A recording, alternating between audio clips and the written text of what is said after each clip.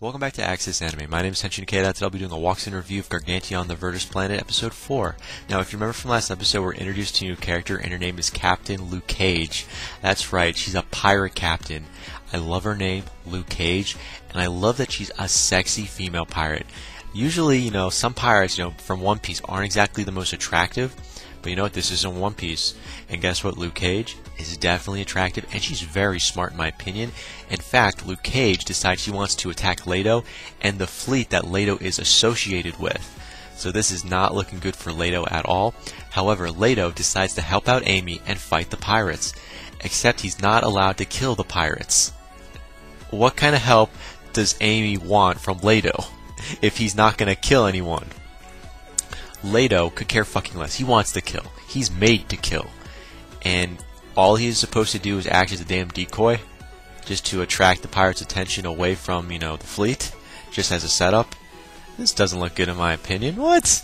You've got a killing machine that you're not using to kill. Why don't you just put some flowers in the gun? Be fucking hippies. That's all I'm saying. Plain and simple. But anyways, Leto does help out Amy. He does kind of attack the pirates, except not in the way that you think.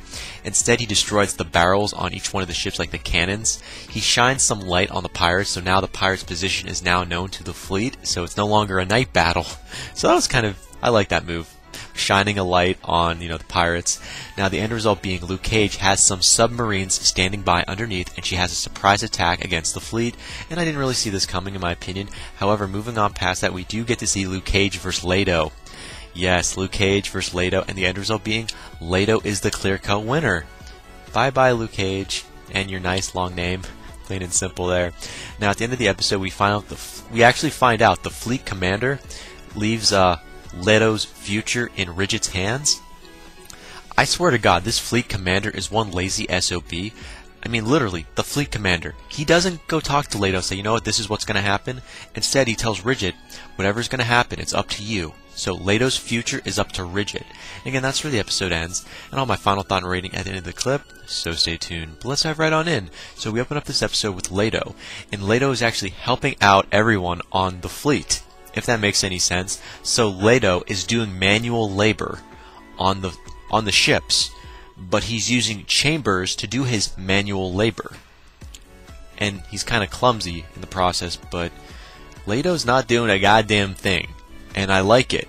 He's actually milking having a mecha for what it's worth. Finally, someone that's bright enough to use a mecha for hard labor without lifting a fucking finger. And I love it.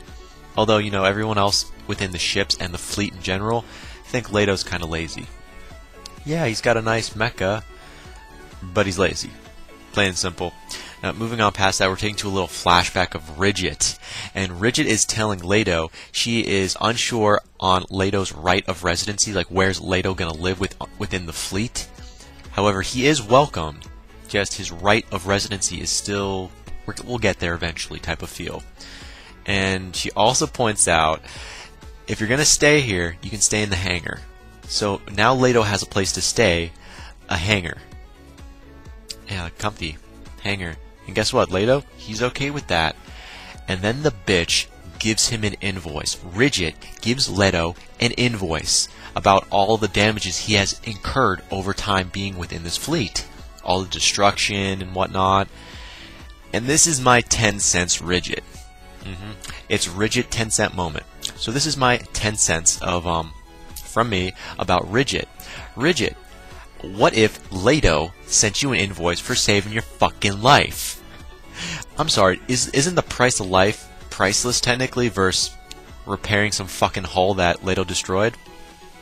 I think so. So if I was Leto, and this is my 10 cents by the way, I would charge Ridget a fucking assload of God knows what, however much currency or credit they actually have within this fleet, just so he can stay free of charge on it, among other things.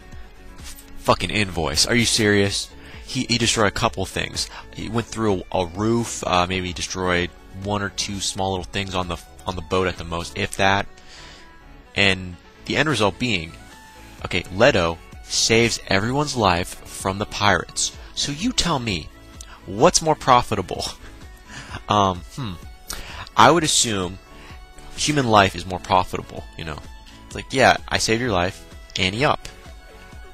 Rigid, you bitch. Hey, you're milking it for what it's worth, and you're taking Leto for what he's worth. He's obviously not that bright in bartering. I mean, if he was bartering right now, he would have thought, oh wait, I saved your life. On more than one occasion. 2 occasions. If it wasn't for Leto, this fleet would have been destroyed. Doesn't matter about the damages. He should have asked for an invoice as well against, Rigid and the whole fleet for wasting his fucking time. Now, moving on past that, we do find out Chambers is being used as a common labor tool. So, technically, Leto has given the fleet his mecha, only voice-wise, like gave him voice control over using Chambers, so Chambers can be used as a construction equipment, if that makes any sense. Hard labor. Because apparently Leto didn't know how to properly use Chambers to help the fleet with all their small, mediocre, works and whatnot. So for the time being, Leto has full control over Chambers, but he's not using Chambers. He's letting the crew use Chambers just to help pay his debt off. Okay, if Rigid's gonna screw you, at least you're screwing her by not doing shit, just letting your mecha do your work for you. I guess that's one way of looking at it. At least he gets to avoid seeing Rigid for the time being. Now, while Leto is sitting back and watching Chambers do all of his shitty work, Leto is carving something random. Yeah, he's carving something random into what appears to be wood or ivory. I think it's wood though, but it looks like a tooth of a shark. And it's a flute, by the way. Not a flute, but it's some type of musical instrument. But he doesn't know why he's making it. I thought, what? And he does give it to Amy, by the way. So this little device, or whatever you want to call it, he was whittling around with. It looks like it could be wood, by the way, wood or a tooth. He gives to Amy as a gift. Like, here you go, take it. And then we see Amy and Leto. They start to talk, and they get personal. They get to know each other a little more. And I guess Leto points out to Amy, the weak are killed where Leto's from. So again, Leto tells Amy, where I'm from, the weak are killed within my society right away. And if you think about it, Amy, her brother, is weak as fuck. He's sick. So in Leto's society, Amy's brother would be dead. And somehow this is not affecting Amy. She's just more curious to know more about Leto. And Leto has all these questions as well. In fact, Amy, she wants Leto to meet Dr. Oldham, or in this case, the Sage. Apparently he's the smartest guy within this fleet. So again, Amy, she wants Leto to meet Dr. Oldham because he has all the knowledge. Well, he's smart, if that makes any sense, but he's a doctor, so that should also add for something. Now, Amy drops Leto off to Dr. Olderman's little house, I guess, so he can ask more questions to the doctor in general. Hopefully, he's going to get informed about stuff he's had all these questions about. I mean, Leto, he has to have some questions on how the human race survives on a planet that's supposed to be frozen or dead. I mean, those are some of the small questions he probably would have asked. Now, we are taking a little cutscene with Leto, and Leto wants to know how to return back to the Galactic Alliance, if that makes any sense. So right off the bat, after Leto meets this doctor or sage, he asks the sage right away, how do I get off this piece of rock back to the Galactic Alliance? Well, first of all, this doctor doesn't know what the fuck the Galactic Alliance is, let alone how to get back into space. He has all the books on how people from the past went to outer space. Like, for us, it was like people between the 1950s, 1960s and like 1980s. That's what the technology looks like. So they have the technology, just not the kind of technology that, Leto's looking for. So like, oh yeah, thank you, doctor, this helps. Yeah. And again, the doctor just doesn't fucking know. Now, Leto does ask, apparently, well, the explanation he gave was kind of stupid, but he's explaining on the structure of the fleet. So, Leto tells the doctor, I noticed this structure, I noticed how everything's ranked within this fleet, like the commander, Rigid, but it's so disorganized. I'm like, of course it is. This is mankind. It's always going to be disorganized. But again, Leto is asking the doctor, why are things so disorganized? Why isn't there a hierarchy? Like a president, a CEO? Why are these kids not in school? He's got a pretty good point. But, it's kind of a setback because I don't really fucking care. I want to see him blow up some shit. I don't want to see him talk about something that's so perverse in that sense, Now, Leto is just explaining to he's explaining to the doctor how everything's unorganized, But I was hoping that he was going to talk about the commander, because if you remember correctly in previous episodes where we see the commander, the fleet commander of this, mediocre fleet, isn't the original fleet commander. Ridge's father, I believe, was the original fleet commander. At least that's my assumption. I thought he was going to ask maybe to know a little more about the fleet commander and a few of the random crew members he's come across, but he didn't, which was kind of a shocker in my opinion. I mean, he's in the middle of nowhere, doesn't know anyone, doesn't speak the language that fluently, and he doesn't really know the hierarchy. He just tells the doctor, everything's disorganized, how the hell do you guys survive? And the doctor points out, what's Leto, this is human race. I don't know how else to describe this to you guys, but basically the doctor tells Leto, this is how we survive. This is how we live. Then he tells Leto, you should meet up with Bebel. And you're wondering, wait, so we're introduced to another character, and his name is Bebel. Now, if you didn't know this already, Bebel is Amy's younger brother. And again, the doctor tells Leto, if you have questions like that, you need to ask Bebel, which is Amy's younger brother. He's got the questions. He can explain the hierarchy. He can explain all this to you.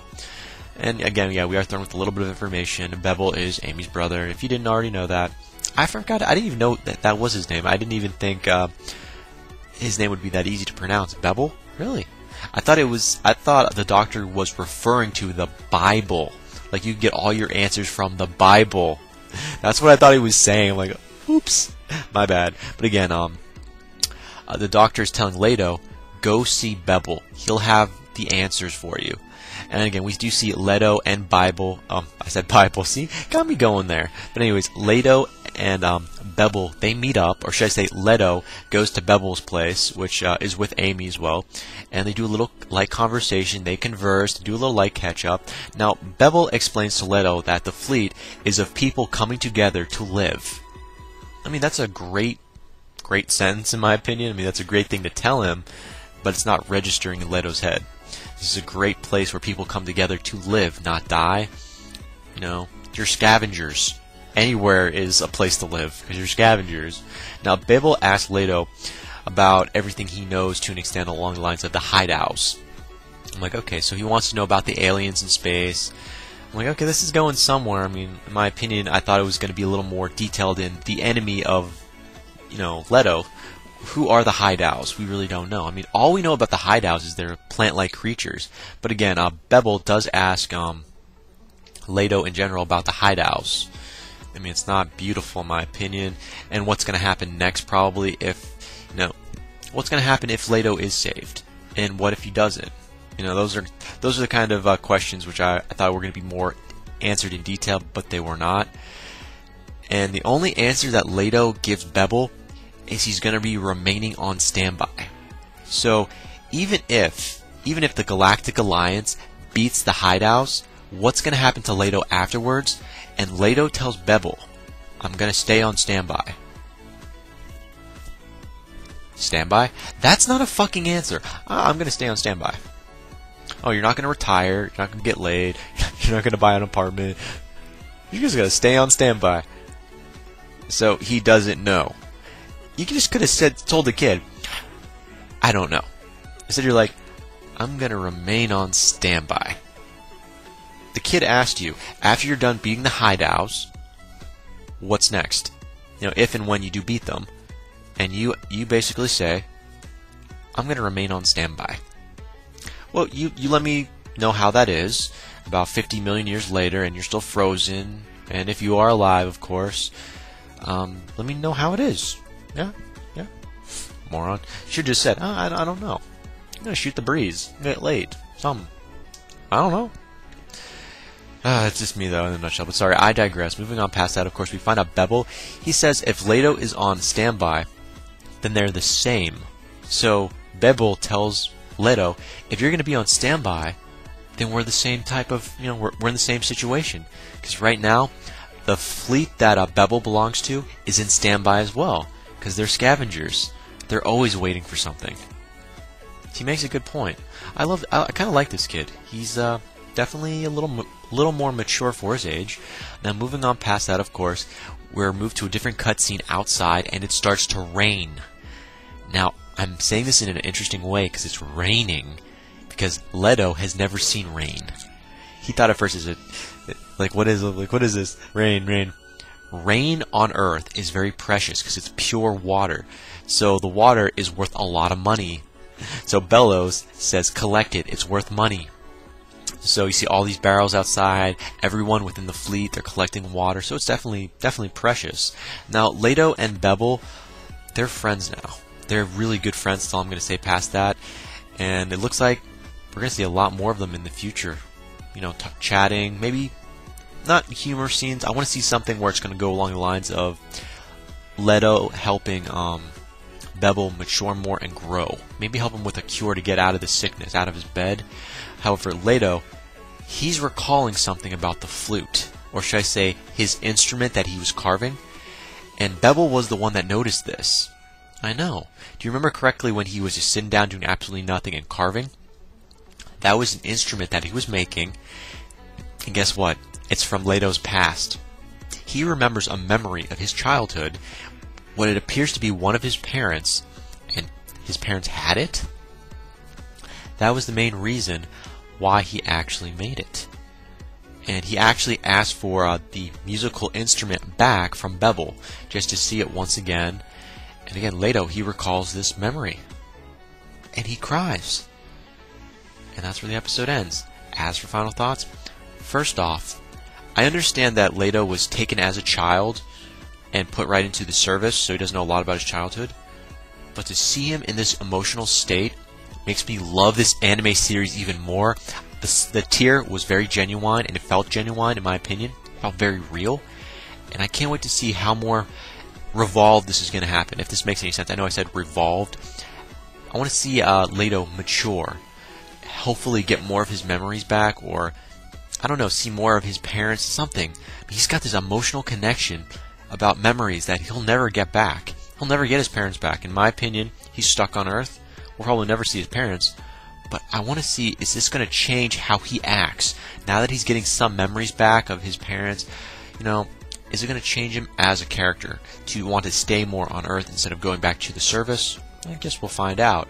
Chambers notices that, you know, Leto is definitely changing, so I can't wait to see where that's going to take us. But moving on past that, where is Luke Cage? Is Luke Cage going to come back? We have no idea. I hope she does, though. Sexy characters tend to make a comeback if they're still alive. Just putting that out there. But again, that is it for my final thoughts. As for my rating, 3.5 out of 5. I love the dramatic build-up, the drama between Leto and Bebel, as well as the Doctor and Amy. It's a great mix. Information was very iffy right now. I mean, there's not a lot of information in my opinion. So moving on past that, was there any combat? No. Yeah, that's all she wrote. No combat. But definitely this was an emotional drama setup for this episode for Leto in general. We get to see him cry, have a memory breakthrough of seeing one of his parents. So again, final rating, 3.5 out of 5. And that is it for my walkthrough and review of Gargantia on the Verandus Planet episode 4. So definitely comment down below, let me know, thumbs up, thumbs down. Definitely subscribe, check me out on Twitter, and follow me if you like. Let me know what you thought of this episode, and let me know what you think's going to happen in the next episode that's coming out. But again, guys, that ends it for now. I got to hit the bricks, and I got to go. And before I go, I got to say it, and I always say it. You can't stop the access, but you can watch the feed. I'll see you later, guys.